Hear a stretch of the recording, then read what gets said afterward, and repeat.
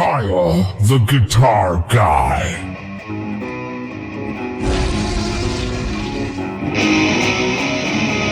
Kyle, the guitar guy.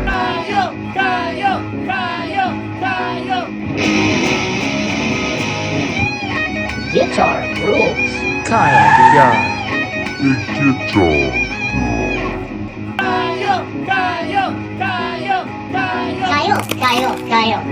Kyle guy. The guitar guy.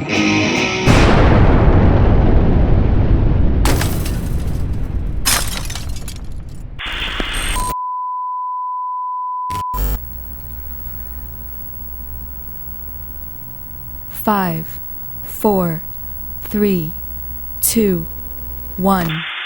Well, hello there, and welcome. Have you ever wondered about the 7 wonders and wondered if there is an 8th wonder, which you always wondered about? I mean, let's think about the wonders we have. We have the Taj Mahal, the Great Wall of China, Petra, the Colosseum, Chichen Itza, Machu Picchu, Pikachu, and of course we have God den Christ the Redeemer!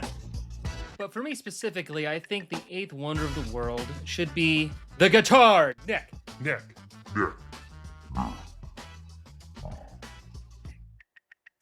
And today, in the world of science, we're gonna go Wonder Woman on this thing, and we're gonna go deep. Real deep. Now, the guitar neck has many variations, many variables to it, because, I mean, the guitar's been around for a very long time. And obviously, over the years, it's taken on different forms, different renditions of itself. It has built upon itself to become what it is today, which is essentially the same thing that it was then, but just different designs, and you get what I'm saying. But maybe you're getting ready to order a guitar neck, or you're talking with a guitar nerd, or you're going to a guitar shop, or you have no idea anything about a guitar neck, what affects it, what's the parts, what does it all mean? Well, today, we discuss that. Now, guitar necks can be made from various materials, such as aluminum,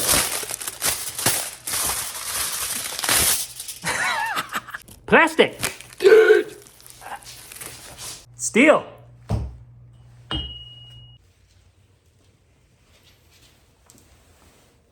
carbon fiber. But the most common one is wood. Wood.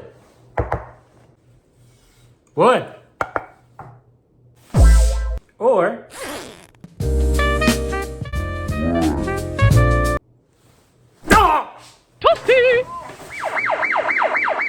Fatality. now, with wood being the most common, there are certain factors the reason why certain woods are preferred over others, such as price, availability, supply and demand, stability, smoothness, aesthetics, and even down to how porous they are, like a pimple.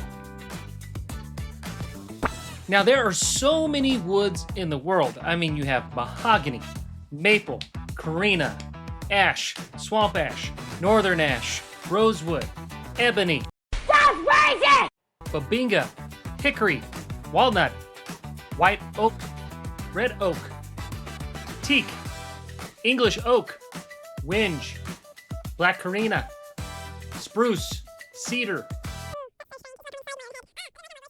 2 hours later. You have woody, woodstock, Woody the Woodpecker. I think that's it. And the reason why some woods are chose over others is due to the fact that wood itself is actually porous, meaning that there's tiny openings that allow like fluids or gases, which allows other substances to be able to be absorbed within it. Now, one of the main things that happen to really affect wood is water. So you see water. Now, water, as it begins to evaporate, becomes what we like to call water vapor. Now, water vapor is actually naked to the human eye, meaning you can't see it, but it's all around us. And that's called also humidity. Wow. Now, humidity can be greater in other areas in other regions of the world, depending kind of what's around it. For instance, if you're surrounded by a large body of water, it might have a higher humidity level than perhaps somewhere maybe in the desert. The average temperature on Earth could go up another 4 to 8 degrees. What I'm saying is the planet's on fire. There are a lot of things we could do to put it out. Are any of them free? No, of course not. Nothing's free, you idiots. And humidity, when it's either heated or it's cooled down, is measured by percentage. So the hotter it is, the more moisture or water vapor that's in the air, the humidity level is higher. Now for guitar, specifically the guitar neck, your ideal humidity is going to be anywhere between about 45 and 55%. You see, when the humidity is higher, it actually causes the neck to bow or bend, meaning it might actually happen to bend back this way, or it could bend forward. And this would cause your strings to either move closer to the fretboard or farther away. That could cause what's called fret buzz, where you happen to hold down a note and it just happens to just make a buzzing sound, or a dead spot where there's just not even a note given at all, just barely a sound. And sometimes it creates even a higher action, meaning where the strings would just be so much farther up above where the frets are, basically making it really hard to play or completely unplayable altogether. Now, if the humidity is low, it could actually cause the neck to shrink, because wood is like anything else. As it takes in moisture or it evaporates, it is prone to move, especially with temperature. And that could cause your fret edges to maybe get sharp, or maybe even some of them to pop out. And temperature is a big factor. That's why sometimes if you're playing outside and all of a sudden you go to inside to play, and it was really hot outside, but now maybe it's just a cool 68 to 72 degrees in your house, you notice when you go to play all of a sudden, it might sound like this, which is not good. And the reason for that is just being the fact, again, that the neck is constantly moving.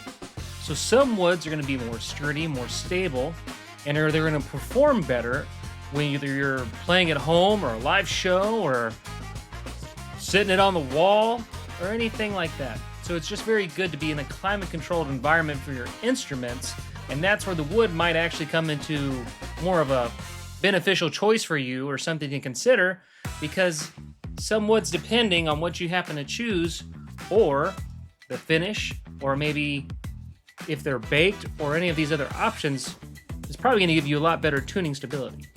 And even though the finish may be based mostly on preference, scientifically, it does affect the guitar immensely, depending on what you happen to choose. For instance, here you have a gloss finish. Now, a gloss finish is going to be very pretty, it's going to be very shiny, but as you continue to play for a long time, specifically as your hands begin to build up sweat, it might kind of catch on the neck a little bit more, get a little just beat the devil out of it. little sticky, or you might have some residue over that time. Again, all subjective in preference, but just things to consider. Now, another finish is going to be satin or matte, which is going to allow the neck to be able to feel really smooth, like it's going to play really fast, and more of a natural feel.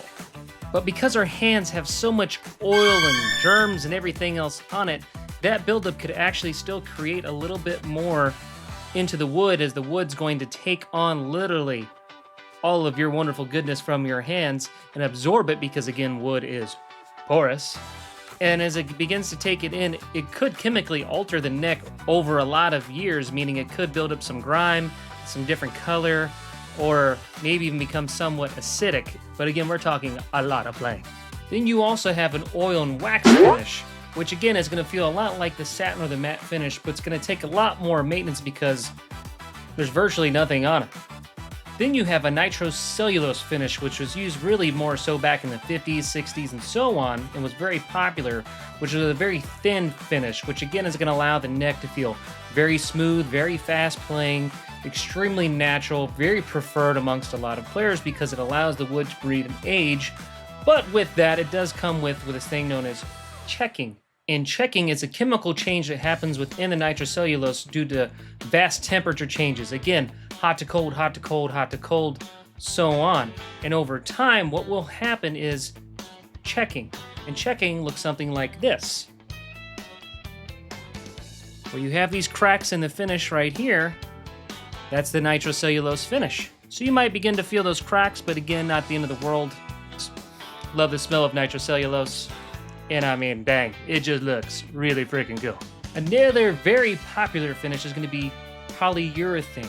Now, urethane is a really, really, really thick clear coat that's going to be able to protect against grime, dirt, dings, pings, and scratches. It's going to be virtually stand the width of anything your stepmother, Godzilla.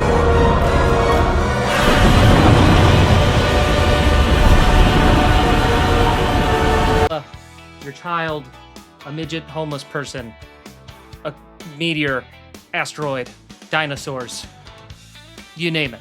So like anything, in order to start with our neck, let's start with the head, or better known as the headstock.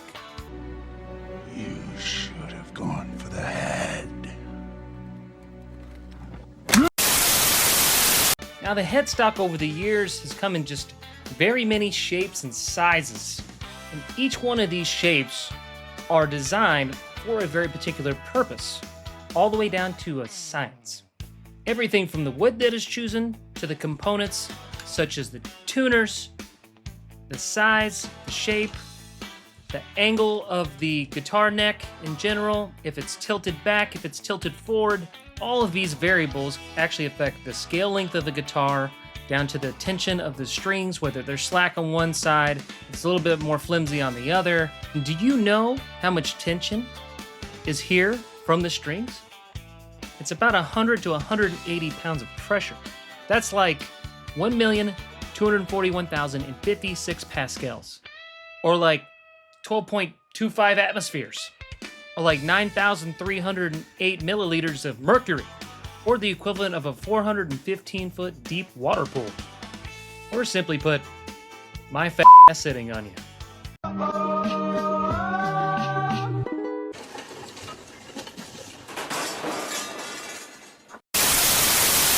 Again, back to the guitar headstock, some key pointers I want to kind of touch on. So when you're looking at the guitar headstock, again, these could be in various shapes and sizes, which are all going to maybe depict how strong the neck may be, because you have to remember, with the string tension on the headstock specifically, with all that pressure, if you were to happen to drop this neck and it hit the ground or hit something else, or you bash something on accident, it could very well break. And again, not all headstocks are created equal. Again, mostly based on preference and whatever you happen to like. But let me give you a perfect example. Now, this headstock is my all-time favorite headstock Ever. This is known as the hockey stick neck on the 5150 guitar of good old Eddie Van Halen. Rest in peace. But this neck in particular, as you can see, is a very long neck, and history has it that the neck actually broke in half from where he actually happened to either drop it or get in a fight with his brother. Neither here or there, but because it's so long and there's so much tension here on these strings, specifically on the headstock, again, if it was dropped, it's going to break, but it was later glued on. So just because you drop something and it breaks doesn't mean it can't be fixed. Here is another guitar neck that actually happens to be at that break angle that I talked about earlier. Now, the problem with this is it does allow some form of tuning stability, but it actually makes the neck relatively weak, where if you were to drop this, again, could break. And then on some guitars, you actually get what's called a scarf joint, which is that very visible, different colored wood there. It's actually another piece of wood that is glued in onto this piece of wood that actually fortifies and actually, believe it or not, makes the headstock stronger. And then you'll get your guitar headstocks that happen to look like this, which are more compact and smaller.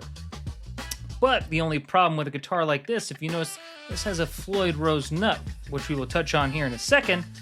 But on the very back, there's these hex bolt screws here that actually happens to hold the nut in place.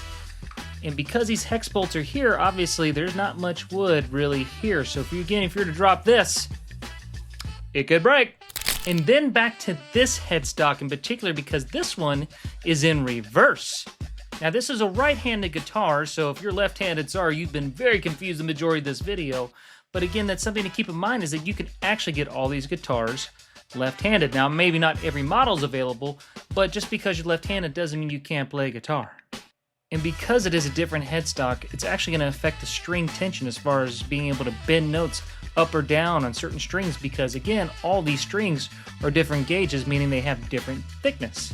So when you're going to order a guitar neck or you're looking at different guitars, basically what you'll see is a lot of the headstocks are all different, because that also goes to trademark. The trademark is what's going to allow the companies to be able to differentiate and actually claim rights, which is money, to their own design. Now let's talk tuners. Now, unfortunately, not all tuners are made exactly the same. Reason being is because tuners happen to come in different ratios and different sizes. This allows precision, speed, and tuning compatibility. Now, when you're going to go purchase some tuners, the higher ratio, perhaps maybe like an 18:1, is just going to allow for more finer precision tuning. So it's going to be far more precise with every turn that you happen to give it. Or maybe some lower ratio tuners like 14:1 or 16:1 are just going to allow you to be able to speed tune, meaning the faster you turn it, the quicker it's going to get to the pitch that you need it to be. And again, things to consider is going to be the size of those holes, because not all the size holes are the same. So if you go to order a guitar, just know what A, side you need the tuners to be on if you're right-handed, or perhaps how you want the string tension to be able to be affected. And then also, too, are you replacing tuners on an already existing neck, because you might have to take it to a luthier to be able to drill said holes to make them bigger. And again, if you're left-handed, maybe you need them completely on a different side. Furthermore, tuners also come where they are in line as this one. In other cases where it's 4 on one side and 2 on the other, or you have the 3 on one side and 3 on the other. And again, as you can see here, they are designed completely different directions, so you just can't get a 6 inline tuners and have it work for this guitar. It will not. And the last thing to consider for the tuners is, again, guitars are made to be 6-string instruments, 4-string, 7, 12, a bajillion. You can have as many strings on it as someone out there is able to engineer and create for the love of music and science. But again, these are just some of the small things to consider that maybe you haven't thought about before or you're thinking about now, so you're welcome. Now let's dive into the nut, which is going to be this area where the strings happen to make contact with just this part of the guitar neck just before it happens to go into your tuners. Guitar nuts, No, sir, he got away in that rocket that looks like a huge... Penis, the male reproductive organ, also known as tallywhacker, schlong, or... Wiener? Any of you kids want another wiener? Dad, what's that? I don't know, son, but it's got great, big... Nuts! Hot, salty nuts! Who wants some? Lord Almighty! That looks just like my husband's. One-eyed monster! Step right up and see the one-eyed monster! But it looks like a giant... Dick, Yeah. take a look out of starboard. Oh my God, it looks like a huge... Pecker! Oh, where? Wait, that's not a woodpecker. It looks like someone's... Privates! We have reports of an unidentified flying object! It is a long, smooth shaft, complete with 2 balls! What is that? That looks just like an enormous... Wang! Pay attention. I was distracted by that enormous flying... Willie. Yeah. What's that? Well, it looks like a giant... Johnson. Yes, sir. are going to be made with bone. Others would be like graphite, plastic, or others some type of synthetic. Or again, like on the Floyd Rose nut here, where it's actually made out of metal or brass or steel. Now, all of these different materials are going to be used for like tuning stability or to have a tonal variation, durability, cost, and production. Now, each of these nuts are going to end up having its own advantages and disadvantages. For instance, if you had maybe the bone nut, or what I would suggest is like an open nut, the plastic synthetic nut, something that doesn't actually happen to clamp down, it's going to be much easier for you to be able to tune your instrument fast, efficiently, change strings. It's going to be very wonderful and make your life extremely easy. Now, for someone who's a little bit more experienced and has a little bit more patience, then you have your locking nuts. The locking nut essentially is after you tune up here, you clamp it down with an Allen wrench with these three things here, and then that'll allow your guitar to hold in pitch as it is set up with the Floyd, and then you can go crazy on it, and it's going to go right back into tune every time. Well, if it's set up correctly. And another thing to keep in mind is just to make sure that the nut is compatible with the bridge of your guitar. The reason why I bring up the nut so much is going to be because it affects the guitar scale length, which is the distance from the nut all the way down here to the bridge. And the guitar scale length is the vibrating length of the strings on the guitar. That's typically between about 24.75 inches and 25.5 inches. That's going to affect the string tension, the tone, and the fret spacing. Guitar scale lengths like the Fender Stratocaster, which is about 25.5 inches, again from the nut down to the bridge, is going to feel much tighter and brighter. Whereas maybe with a Gibson, which is about 24.75 inches, it's going to feel a little bit looser and warmer. Again, all of this is just preference. It's just a matter of what you want, what's comfortable for you, and what sounds best to your ears. Now on some guitars, what you might see is this little piece right here. Maybe it's a little string tree, which is going to be like a little metal piece that happens to hold down maybe a couple strings or something that goes completely across. The purpose of this is actually to be able to create more tension and or hold the tension past the nut, or keep the strings in line so that they stay in line with the fretboard, so that way your string isn't actually completely off the edge or gets caught underneath the frets. So let's go ahead and dive in now to the shaft wood. Or just simply put, the back of the neck, the main piece of wood right here, also known as neck stock. Now the wood here you can get in various different types of woods. Some people prefer just something that's very durable, stands the test of time, like maybe maple or mahogany, just because the wood is maybe less porous, so therefore it's more dense, it's going to have better tuning stability, it's going to cost less because it's more available, yada yada yada yada, all these different variables. Or you can start going into prettier woods, such as bird's eye maple, or even something as pretty as flame maple. Now, although there are very many pretty woods out there, the thing you have to keep in mind is obviously with these pretty woods, they are going to be extremely grainy, which is why you can happen to see all the separation within the wood. For instance, this is that bird's eye maple, because it looks closely here, you can almost see like it looks like an eye of a bird.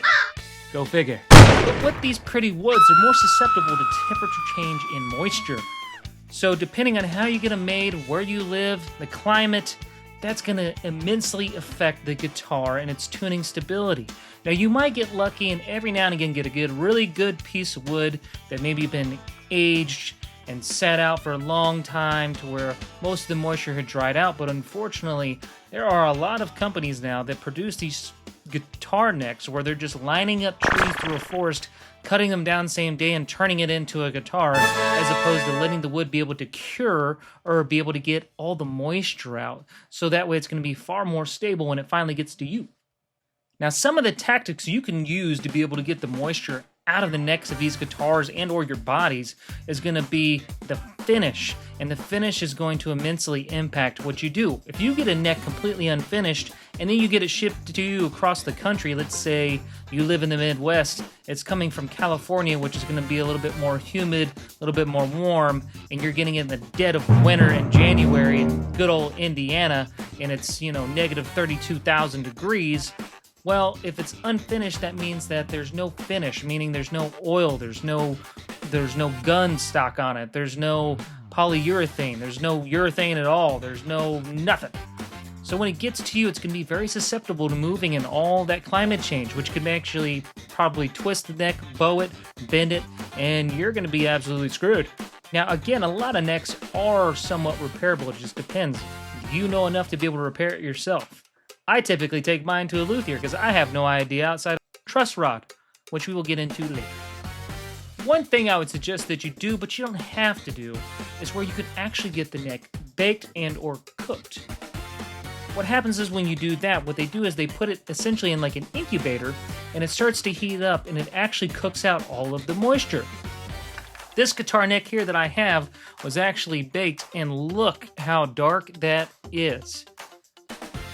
And that's because it was baked. It gives it a very caramelized like color.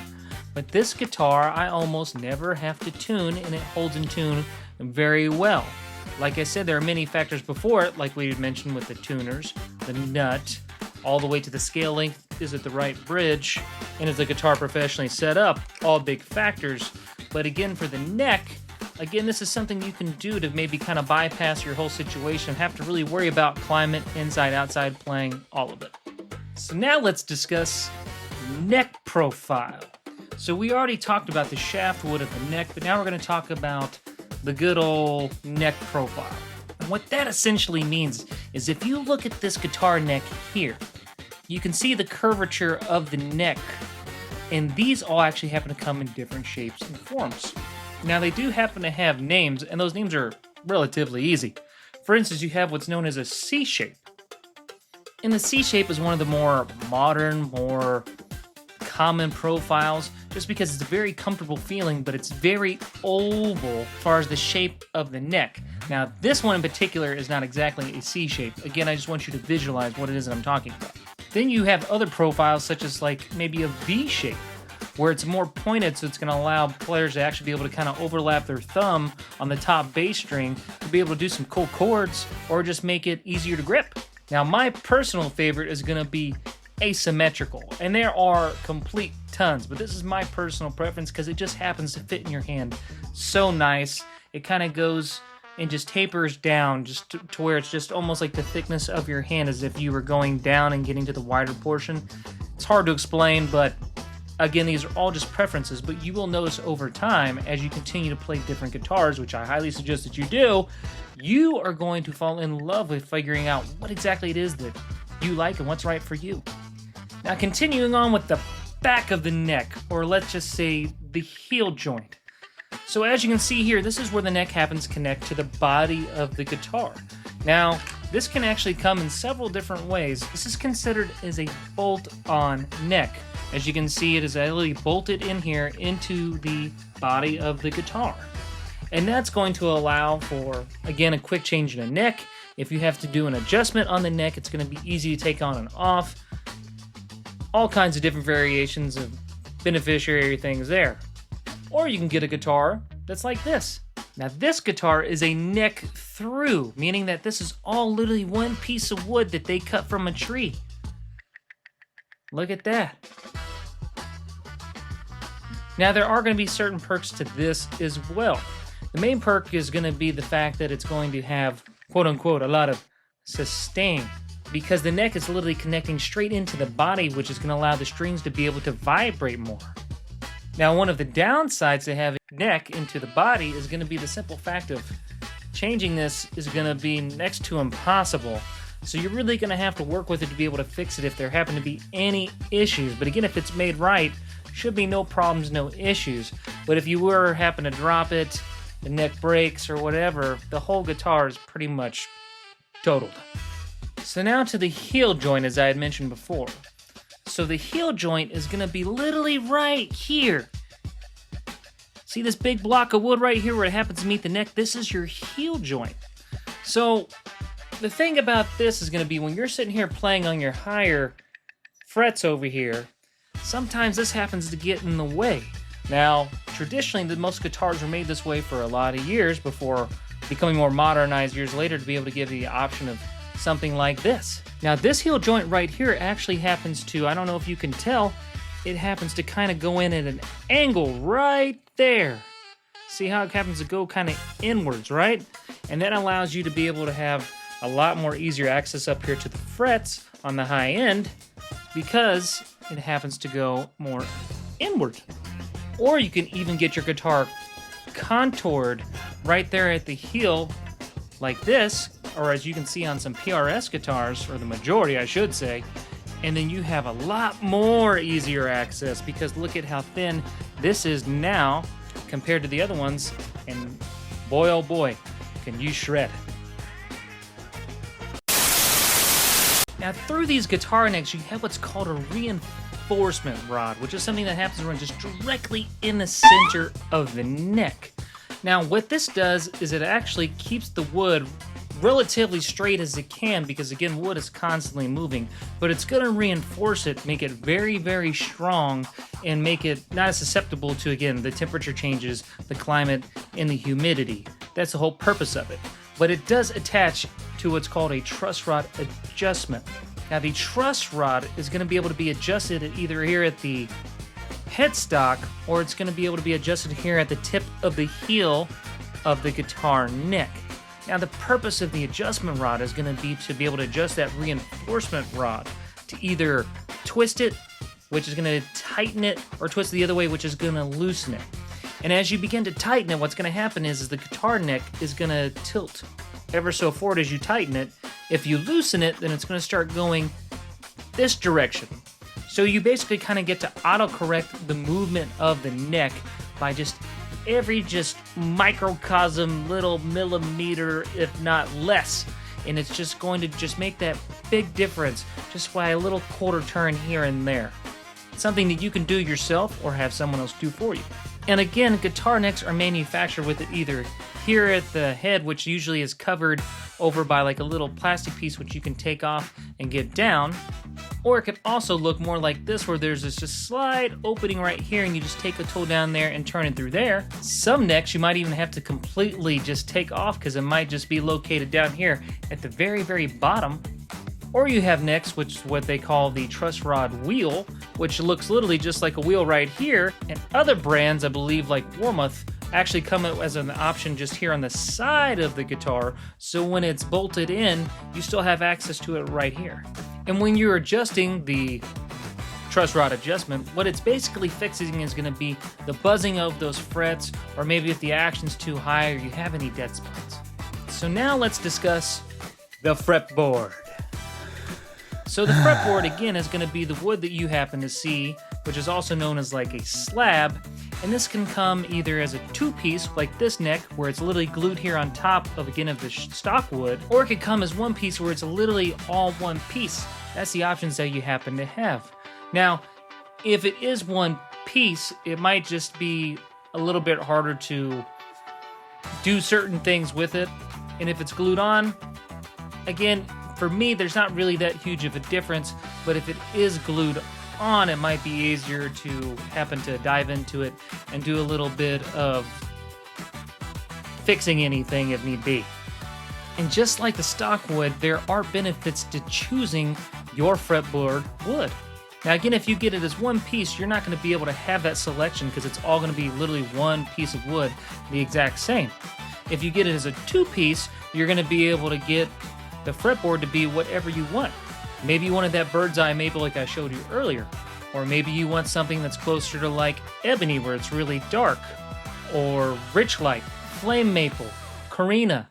The list goes on and on. And what these woods will allow it to do is give it a different tone. It could make it brighter, could make it warmer, could make it just catch your eye. It could be completely for cosmetics.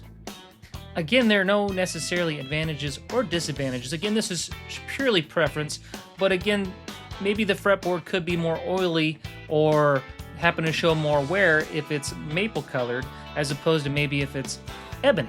Just something to consider. So now let's talk about fretboard radius. The fretboard radius is going to be the curvature of the fretboard this time as opposed to the stock wood. So fretboard radius is the curvature of specifically the fretboard. So something like a 7.25 inch fretboard radius is going to allow easy chording for your hands. Or like a 9.5 inch fretboard radius is going to be more for like your Fender guitars. A 10 to 12 inch is a little bit more balanced, where it's going to kind of taper in as it goes down the fretboard of the neck, which are commonly used for like PRS guitars or Gibson guitars. This makes it easier to solo and chord at the same time. Now 16 inch is going to be extremely flat. That's going to be mostly for like an Ibanez or a Jackson guitar. And these are really popular for shredding because it's going to allow you to be able to just move extremely fast and everything's the same surface level, so there's nothing really stopping you when you're bending or going just crazy. And that's going to lead me into the fretboard markers. Now you can get these custom, you can get these different materials, you can get this set up as ebony, you can get quartz in there, abalone, clay, black dot, plastic, white, pearl, pearloid, all of these different options. And you can get them square, you can get them circle, you can get them bigger, you can get them smaller, you can get it more narrow, you can get your name, you could get a brand, you can get whatever. The sky is the limit and the imagination is completely, utterly endless. But again, these happen to just mark where you're at within the guitar. So for instance, the third is going to be the 3rd fret, 5th fret, 7th, 9th, 12th, 15th, so on. So again, these are here to help you. And you also have your side mark dots right here. And again, you can customize these colors, even make them glow in the dark. That way, if you're playing out on stage, you're going to be able to see exactly where you're at. And another thing you can do with the fretboard is you can actually get the frets scalloped, which means they're actually kind of cut down almost in like a U, which is going to make it easier for finger pressure to be able to push down. And that's not something that everyone happens to prefer, but Yngwie, a very popular guitarist, made this extremely popular because he's the man. And now that's going to lead us into fret wire, as you can see. Now the fret wire too can also come in different sizes and materials, and there are advantages and disadvantages to both. Again, completely preference. Now for the sake of the majority of your frets actually happen to come in nickel or nickel wire. The reason being is because they are much cheaper and it's much easier to work with, so if they ever have to file it down or maybe give it a refret or pop one out, it's going to be much easier to deal with and cost you far less money. And you could still keep the same neck more than likely and get a refret job and just continue to just get nickel frets as much as you want. No harm, no foul, not a problem. Then you have other fret materials also known as stainless steel, which would be no different than like your appliances, which you get in the stainless steel. Is Halen's losing his mind behind me? Don't mind the toy flying, it might hit me in the head. We can kill whatever 3 brain cells I have left. But if you've been with us this long, you know that that's nothing new. So continuing on with the stainless steel, that material is again much harder to work with, but the benefit of having stainless steel frets is they're going to last you your entire life. You're never going to play through those things, ever. Some people claim that it gives it a tonal change here or there. I don't think so, but again, who am I? I'm just a guy dressed up as Bill Nye in his house talking to you guys about frickin' guitar necks. I mean, come on. Now, you'll hear these frets going to be referred to in different numbers, or maybe something as like jumbo or tall. That's basically gonna, when you compress the string, it's gonna take less pressure from your fingers and make bending easier as far as just comfort. And the reason being for these different sizes of the frets is gonna be for playability and technique, intonation and feel, durability and maintenance. Or maybe frets that are maybe smaller in size, it's going to be for someone who wants to feel more of the wood when they're really pushing down the string. And they just really want to feel that, for whatever reason. And the taller frets like jumbo or maybe like 6100, it's just going to give you more material to be able to work with in case if anything ever need to be filed down, and it's not going to cause you to maybe get the entire neck completely refretted. And something like 6105 is going to be more like medium jumbo, which is a nice in between. And if you go something more along the like vintage, those are much smaller frets, which again is going to be that one that gives you more of that wood feel that comes a lot on your vintage instruments. Wow. And then you might hear other terms in the fret world as like narrow or tall. That's going to provide good string contact, which is going to be more precision when it comes to the intonation of the guitar. And the intonation is just going to be pretty much really the overall setup. And that setup is going to allow you to be able to play comfortably, fast. It's going to allow it to stay in tune. It affects everything. And then to conclude our video, we're going to talk about strings and string gauge. Now, most of your strings are going to be nickel wound, but you can get them in other different materials. But let's just talk for the sake of nickel and just gauge size for now. Light strings, which is going to typically be a gauge of 9 to 42 or 10 to 46, it's going to be ideal for easy bending and a much brighter sound. I prefer 9s or 10s. Now medium is going to be like 11 to 48 or 11 to 50. This is good for better sustain, overall feel, something like blues and rock. Then you have your heavier gauge strings, which is going to be 12 to 54 or even higher. This is going to be more for your jazz players. and for lower tunings if you're gonna try to go to like drop C or something even lower than that. Again, all of it's just preference. It's something you're just gonna have to get used to over time, because I promise you, the more you happen to play guitar, the more you're gonna start to like these subtle differences in all these things, because not all guitars are made equal, not all of them are made the same. No matter how expensive they are, no matter how cheap they are, every guitar you literally play, it's like a paintbrush. It's going to make you want to play different, do something different. It's going to sound different. That's what makes this stuff so exciting to talk about, because it is completely different. Anyway, guys, I hope you absolutely enjoyed this video. Thanks for hanging out with me in my lab, and... Babe, I'm home. It was at this moment that he knew. He f***ed up.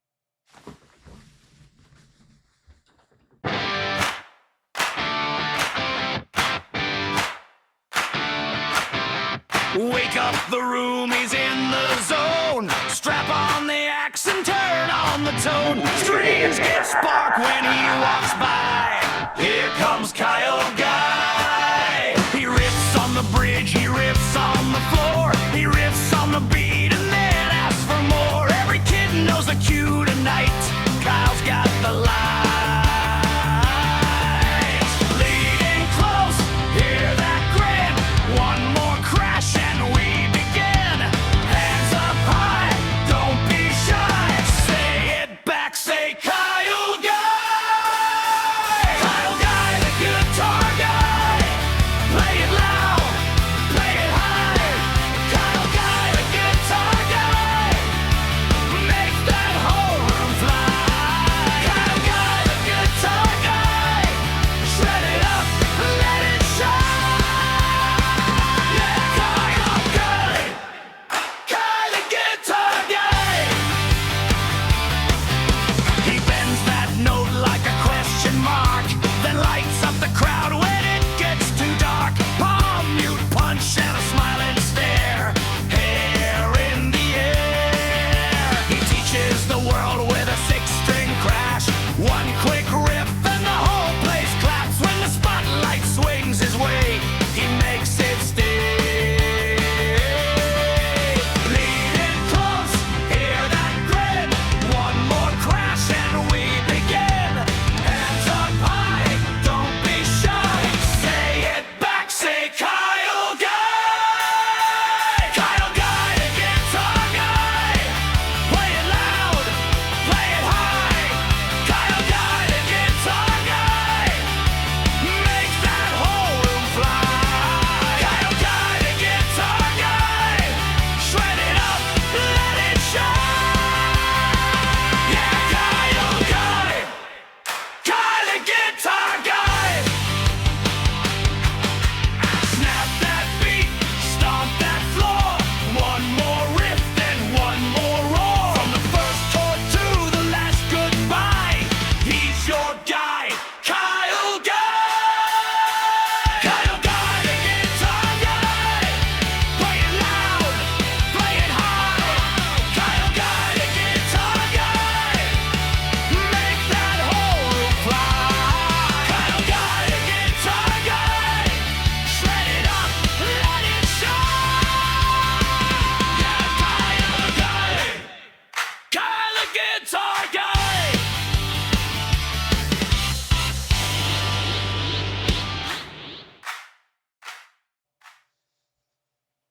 Oh my God. Hello? McFly? What are you still doing here? Get out of here.